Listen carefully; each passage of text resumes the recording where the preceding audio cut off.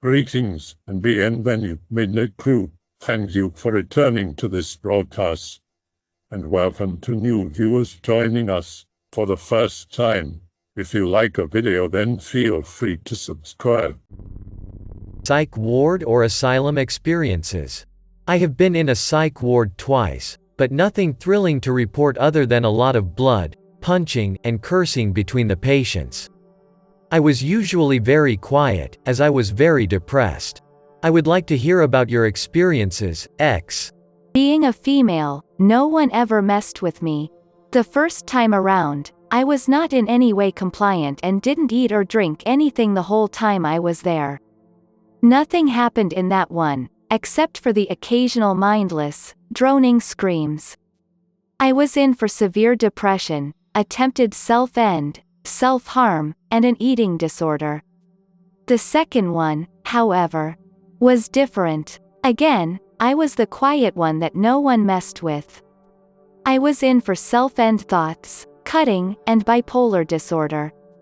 Somehow the depression morphed into bipolar. The only thing that happened whilst there was a lot of fighting. These people hit a kid on the nose and ended up breaking his nose. I was watching helplessly, and the blood was pouring out onto the floor. The staff just left it there. The second time, a patient was so out of control that the staff had to slam his head into a glass door, in the quiet room, isolation. More blood, and nose breaking. Also, people would break holes into their walls in their rooms. Not a very exciting time. You don't want to be in one of these places. I got landed in the psych ward while I was doing a studio class at a university over summer session. It was printmaking, so there were a lot of chemicals around the studio. One day I decided it would be a great idea to cover myself in paint thinner and try and light myself on fire. I spent 9 months for extreme depression, or whatever it translates into, when I was 16 or so, depression, because they never gave me a good diagnosis. That was honestly the best time of my life, interesting people to talk to, and they took good care of you there, also a lot of pills. This one time, they had us make a painting, titles, "This is how I feel," or some other stupid title, and probably have a psychologist or someone take a look at it afterwards.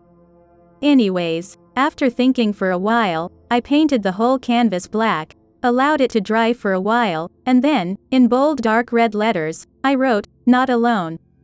The nurses of course freaked out. I was taken to an emergency session with a psychologist, who also freaked out. My parents were contacted, they freaked out, and once they arrived, I told them how it was. It was all just a joke, but apparently none of the retards here bothered to ask. I've spent about a year and a half in and out of mental asylums and psych wards. 2007 to 2009, not much to say about them. Besides going crazy and seeing a lot of weird messed up shit that appeared magical and magically appeared. I once watched a space battle from Star Wars on the drips on the shower floor during the shower, amongst other really fucked up shit I saw. The staff are usually courteous. Just as long you don't start freaking out, you'll be okay. And cooperate, you get out sooner. They try to shock you when you get in with restraint and try to wrestle you down if you're like fast talking and agitated, like I was. They do this, I think, so you don't get ballsy and try to pull some crazy stunts or shit like that. You could try to escape, and I've seen people try, but most of the time it ends up a failure. Unless you're a low-risk patient with little or no relations and a drifter, then you just walk away on a smoke break and that's the story of you. The worst part of it was the huge chunk of my life that I wasted there. I had to spend a year and a half in night school to get my diploma when I got out. Now I'm in my first year of university at age 20. It sucks. I was adopted from Russia aged 7, so obviously I'm fucked up. I spent a lot of my early, mid-teens in various places due to my psychotic episodes induced by my chronic insomnia, which was caused by PTSD, and I was also diagnosed with cyclothymia. There was one incident when I was about 15. I was in a unit full of self-obsessed drama queens that would melt at any type of attention and would do some really fucked up shit to get it. I.e. cutting their faces, claiming that male staff had sex with them. Usual shit. Since these females were on a lot of drugs to calm them the fuck down, certain sedatives can cause lactation. So, one bitch decides it would be funny to coat me in a swarm of her manky boob juice in front of the other patients and staff in the community room. I'm feminine, by the way. So, I go absolutely ape shit, which, considering what happened, is perfectly understandable. I push her over, call her a spoilt attention seeker, and later that night she threatened to kill me with a piece of glass she had and claimed I attacked her. 2 weeks later I get a written apology from her and her stupid family in order, so I won't press charges. Staff were all on my side from the very beginning, made a complaint and got some compensation. I was in one a few years ago. I was 16, so I was in the female juvenile ward. There was a girl named Hope there, and I thought she was adorable. She was only 12, and I wondered how she could have ended up in this shithole, being a tiny little blonde girl. During group therapy, she told us how she had been literally traded by her mother to a man at the age of 3 for some heroin. Her grandmother found out, saved her, now she's, justifiably, fucking crazy. She would scream, literally all night until they took her away. She offered to have sex with every male she came in contact with, patient or nurse. On the first day, after hearing her story, I reached my hand out to her to kind of cup her hand or whatever, and say I was sorry she had been through that. Before I even touched her, she grabbed me by my hair, pulled me down to the ground, kicked me and told me I was not allowed to touch her, that no one could touch her. So, I was all, whoa, okay, sorry. Every night she ended up in isolation, which was a purple room with the little belt things to hold you down on a bed or up against a wall. I would hear her being dragged by my room screaming for no one to touch her. So everyone, even the mildly retarded sort, were like, Hope's fucking crazy. The day I got sent from inpatient to day treatment, get to go home at night, come in only from 8 to 5 or so, she was released. I was all, she gets to go home. How great. I still had a weird affection for her. So, I show up to my first day of day treatment, and I'm sitting waiting to be checked in, and I hear this god-awful shrieking. Hope was being dragged into the doors in ankle shackles and handcuffs. The night they released her, she went home and stabbed her grandmother. I overheard the nurses talking. Apparently the grandmother was in critical condition. Never found out if she made it. Hope got sent to a big state hospital.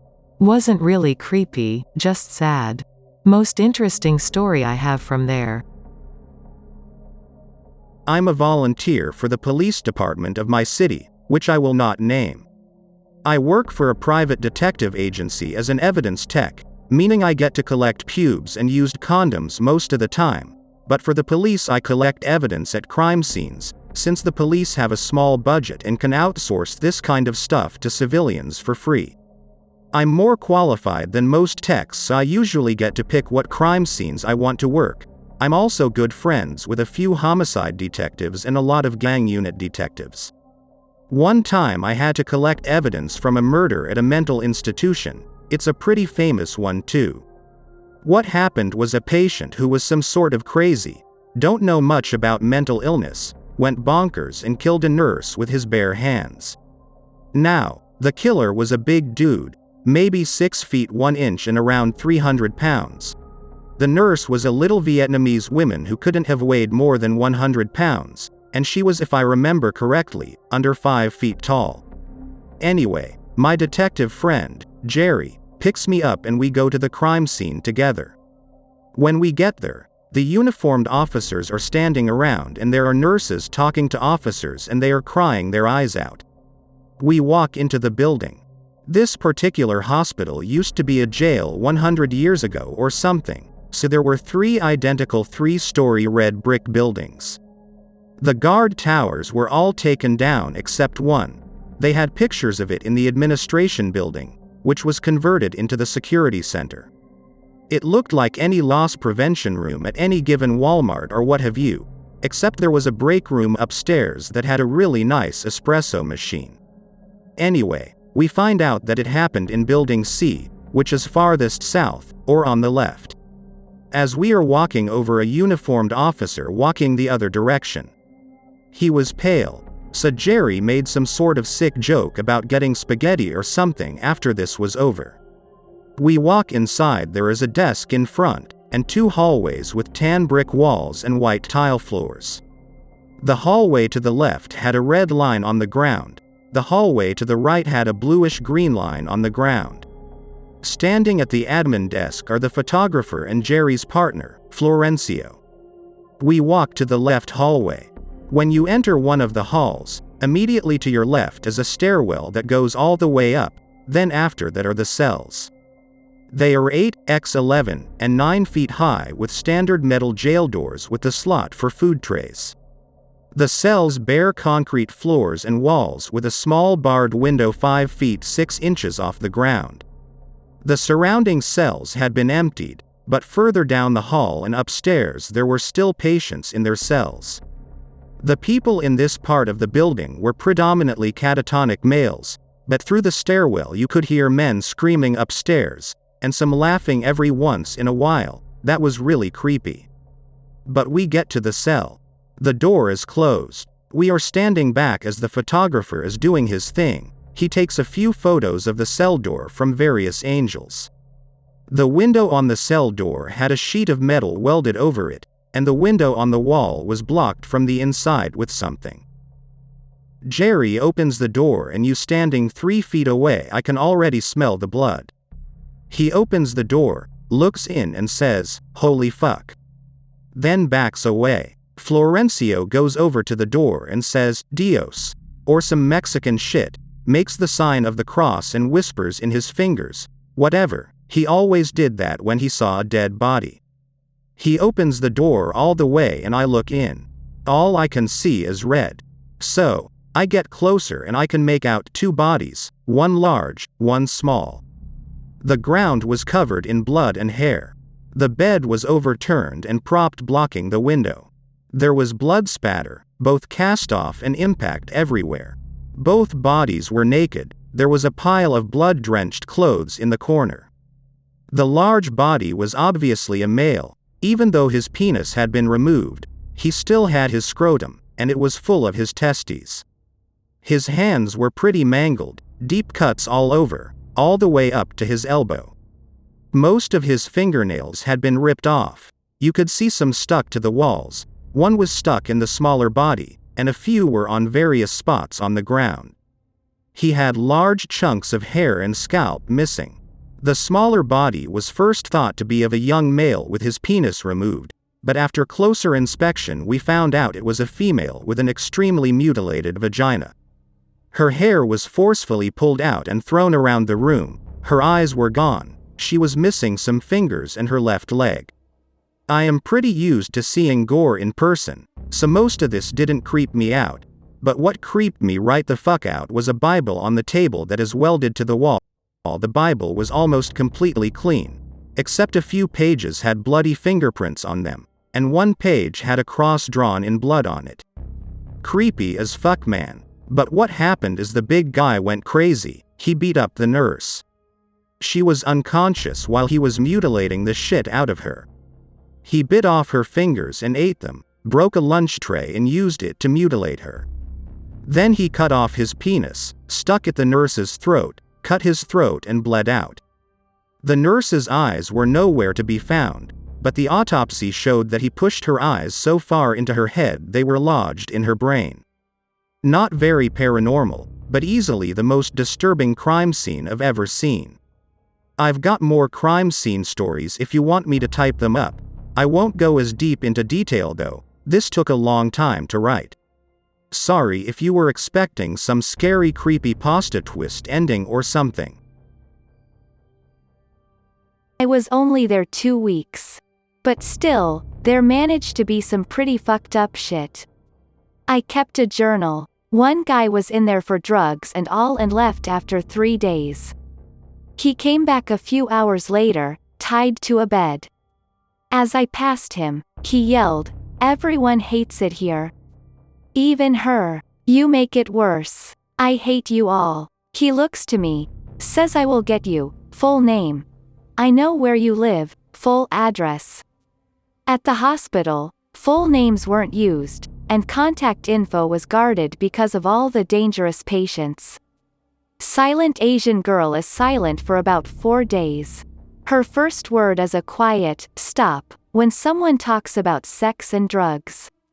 She then says, "That is bad to do." For the next 6 days she speaks quietly occasionally, but all she says is, "I love my parents. I love my friends. And I love God." She snaps, running naked out of the shower screaming, "I killed my boyfriend." When I was discharged, she was tied to a bed in the quiet room, screaming. My room was right next to the quiet room. I asked to see it once, because I was curious. All white. Nothing but a bed in the middle of the room. One window, with blinds on the outside, for a person to look in. The bed was designed to be a restraint. One of the worst was when I first got in. I had a room placed just right by the nurses. I have insomnia, so I just listened all night. One night I heard an argument over the phone. Burned it down? Well, he's dangerous. We have little kids here. If he's killed, fine. I understand. Around 4 a.m. this guy shows up. He reveals that he burnt down his fiancée's house. And killed the son they had together. Someone visited him and gave him a baby blanket. It was his son's. He took it everywhere. Fucked up part. He left after 5 days. Just went home. Not somewhere else, but walked out of the doors. The world is not safe. The worst part of my time there was night. Most people kept it together during the day, but at night they would go batshit. The hospital I was in had several wards. There was one for druggies. There was one for eating disorders. There was one for attention whores, the staff even said this. There were a few for long-term. There was even a program for sex addiction. I was in the one where they put the kind of people with above-mentioned problems, but about half of the people were dangers only to themselves. I have insomnia, so the 14 days I was there was a recorded 36 hours of sleep. I heard people ripping their clothes. I heard a sweet, young ballerina hit her head over and over until she passed out. I heard one person who had hour-long conversations with his girlfriend. Who wasn't there? True insanity freaks me out. Okay, so this is how I ended up in a psych ward. One day I go off to school. I'm sitting in my 3rd period German 2 class when I get called immediately to the dean. I think I must have broken a rule or something, but I walk in and find my parents pacing anxiously around the room. "Get your stuff. We're leaving." I do. We get into the car in a still tense silence. After 5 minutes, this isn't the way home. We're not going home. More silence. We arrive at hospital. I don't know why we are there. I figured honestly that there was probably somebody ill or something. My mom walks up to the desk. All I hear is acutely icidal and insurance. I don't get a chance to explain, but am taken quickly to the intake room. They check my vitals and ask questions. My mom warns them I'm probably smarter than anyone who works here. Which really did nothing but make them not trust me. Still confused, I am forced to change into a gown. I'd have appreciated underwear at the least, and drug tested. The only items I have with me still are a book and chapstick. At this point I am angry and have exercised my legal right to make my parents get the fuck out of the room. I have 2 nurses and 2 police officers watching me. I never did anything. They keep offering me food, like it is their mission for me to eat. Aside from water, I decline. They take blood tests. They prick so many times I have a bruise that covered my entire forearm for 3 weeks after. I find out that my father found written documents detailing the technical aspects of self-end, face up on the floor. Which he admitted 3 whole months later was a lie, as they were hidden folded in a nondescript book on my shelf.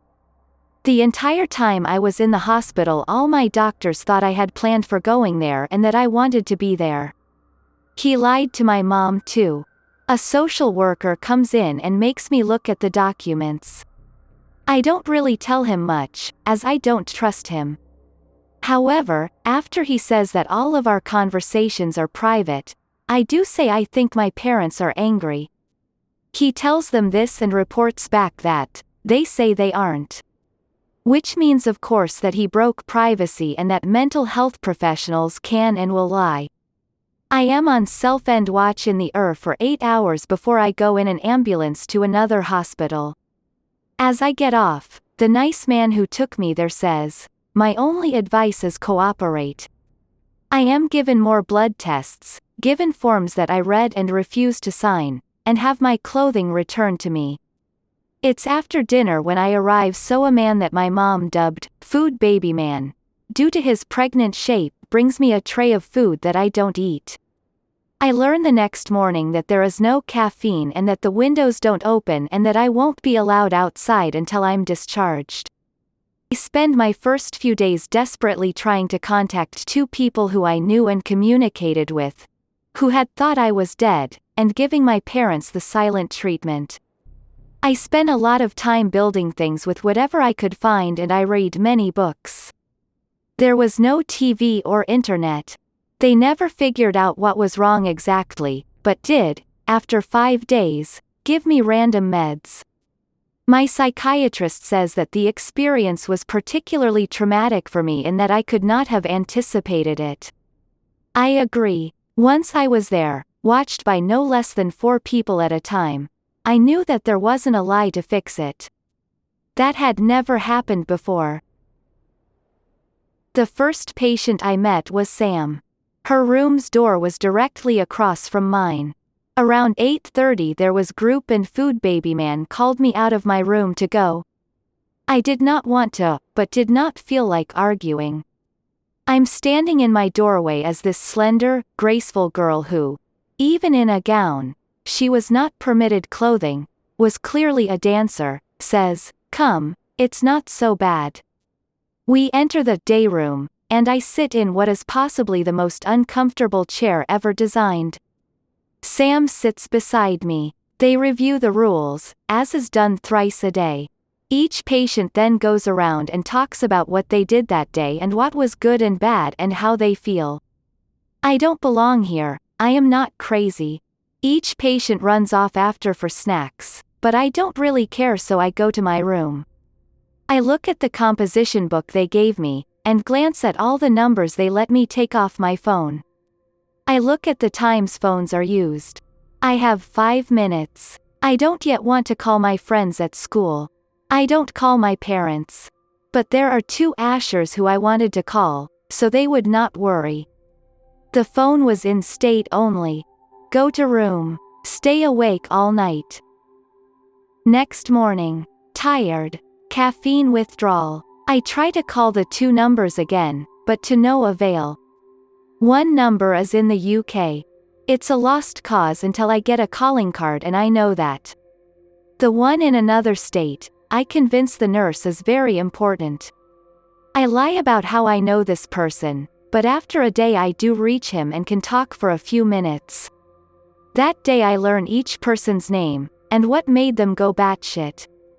About half of the people, I learn, tried to self-end themselves but really expected to fail and end up hospitalized. Another quarter did so many drugs it was considered icidal. The rest were homicidal, making various threats and thoroughly terrifying me. The ward, they explained, was for 12 to 22 and had different rules from other wards. It was higher security than drug addiction or eating disorder wards and had more staff per person. I was shy at first about why I was there. I had never spoken before about it.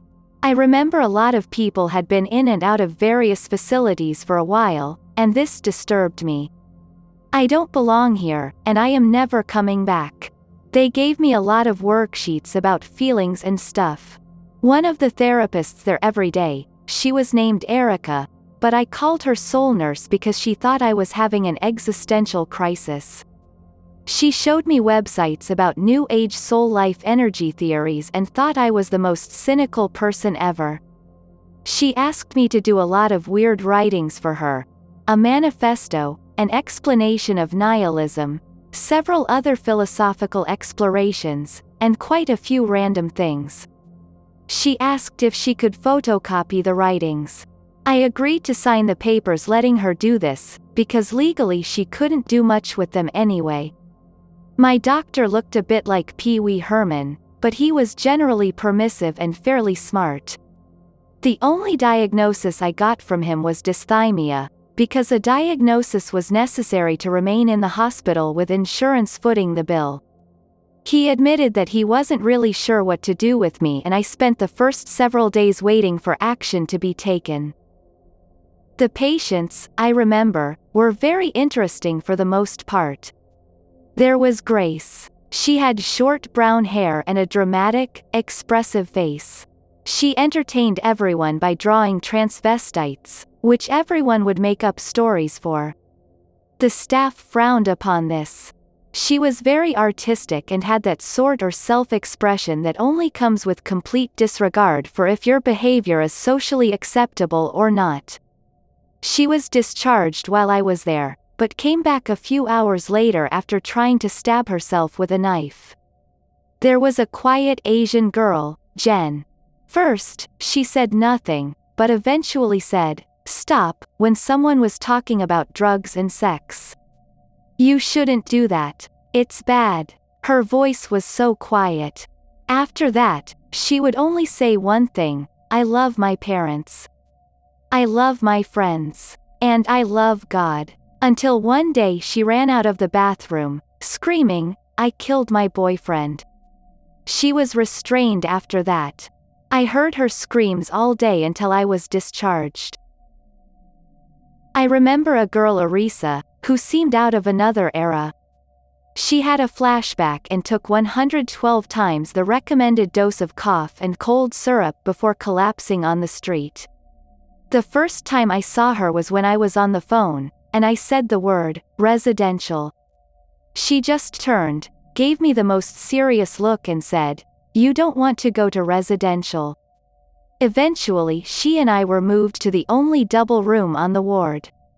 She told me the many, mostly repulsive, ways to save up pills in the hospital. She told me that in residential, kids would all get together with all their pills, combine them, and trip balls. She drew a portrait of me, which I still have. Mostly, people called me ridiculously positive. I saw soul-crushing depression as no reason not to joke around. Playing foosball, I would do something stupid and without thinking say something like, "Fail. Fail at life," before realizing my statement and saying, "Well, fail at death too." I was blunt about my absolute lack of desire to live, and one time someone said, "Well, you're not getting out of here anytime soon." He only stayed on a 72-hour hold, after threatening end his life when his girlfriend broke up with him. He still had to do partial day when I was discharged though, so I got to tell him to suck it because I was leaving. He was not permitted to respond. Outpatients may not in any way communicate with inpatients, but inpatients are deemed too crazy to handle rules like that and can say whatever the fuck they want. I was discharged after 2 weeks. At that point, I had been there longer than anybody else. As requested, the first thing I did when I left was get a good cup of coffee. Since then there have been ups and downs, but I haven't gone back as a patient. This is important to me because almost everyone was going in and out all the time. Statistically, I'm doing well. My ex-stepmother is a bipolar schizophrenic. At first I thought she was on acid, but my dad confirmed she was just suffering. When I was little, my dad would let her watch me while he went to the store. Usually it was just 10 minutes, but this time it was longer. She began to kind of trip out or something, but I remember her grabbing me and put me on the couch. When I tried to get up, she told me if I moved the gargoyle would stab me in the eye. As a 7-year-old, I was fucking horrified by the experience. After I told my dad about it, he told me to remind her to take her medication. Well, the next week, I was watching cartoons. One morning she started putting tin foil over our windows while drawing pictures of distorted people. A lot of them had to do with eyes and big lips. Some of them were funny looking and I laughed, and she bitched at me for being insensitive of people in the house. Later that year she tried to self-end, but she failed because my dad was in the other room. We then admitted her to the asylum. That was when I realized she probably was going to wind up crazier. She did. The first time we visited the hospital, I was sitting in the lobby waiting for my dad to get out. They had this nurse watching me and my sister. In the middle of watching us, she went to get coffee or something. Well, this guy came in and sat down in one of the chairs, and literally just began fapping in front of us.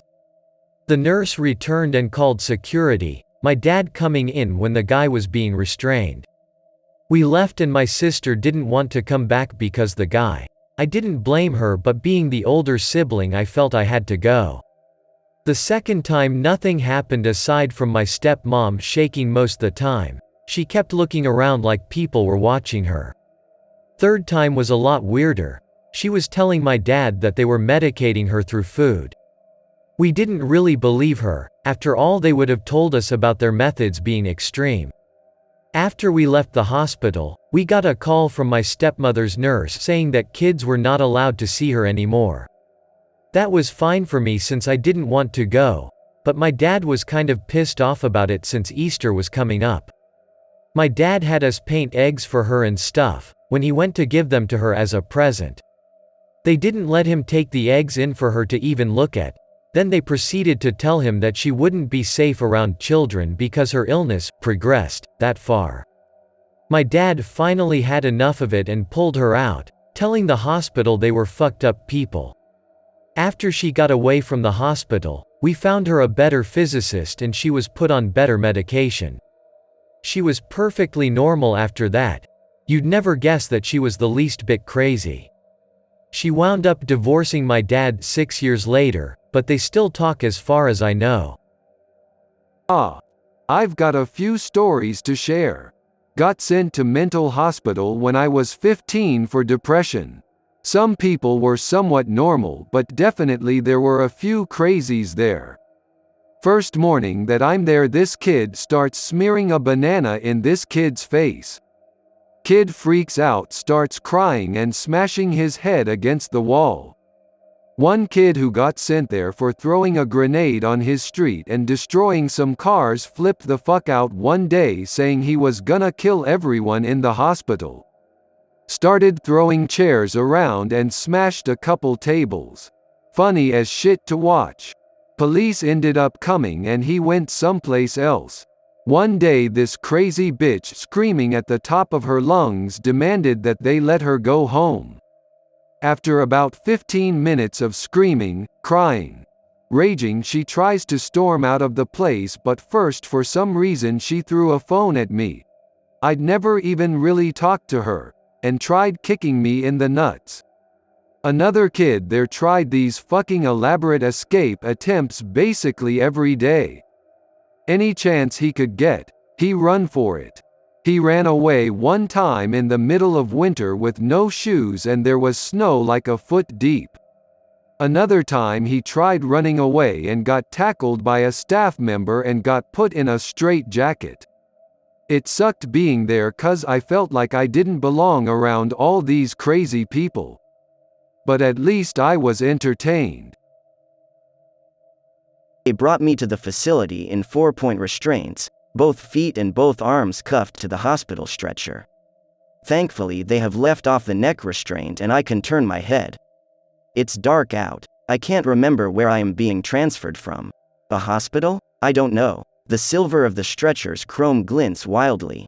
I stare at it fascinated, not minding the leather-cuffed hand beside it.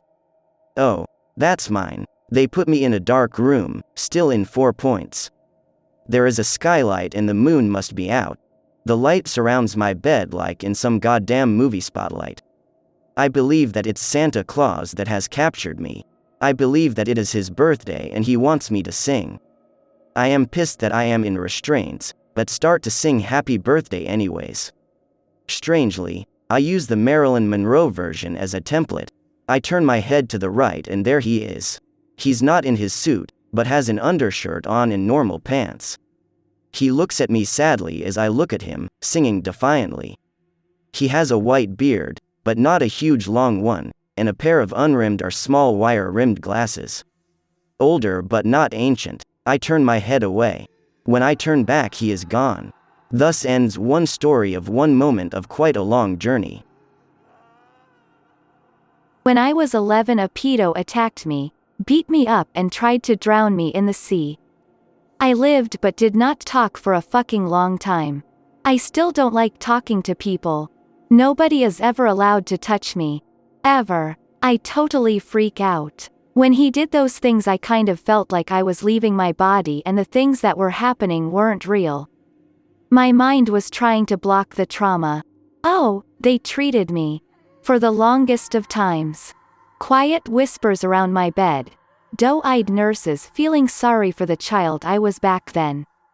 Pastel colors and lots of books for me, they smelled so new and clean. The big bearded doctor that had a deep laugh I really liked. The sweets I got as a reward each time I showed him more trust. It's easy to pretend everything is okay. It's like there's the other me, a brave, normal, outgoing girl. She's social and highly functional. She's happy. She even went to the sea, and the sound of the waves did not scare her at all. She's awesome. She's pretty. I find it hard to believe it's me. She even cut her hair short so now I can't hide behind it. I wish I could be her all the time. That the pathetic me could be absorbed into the brave me. I hope that you enjoyed tonight's broadcast. If you enjoyed tonight's story, then please subscribe to the channel as more Greentext will appear daily. A new broadcast will appear when the clock strikes midnight Central Time.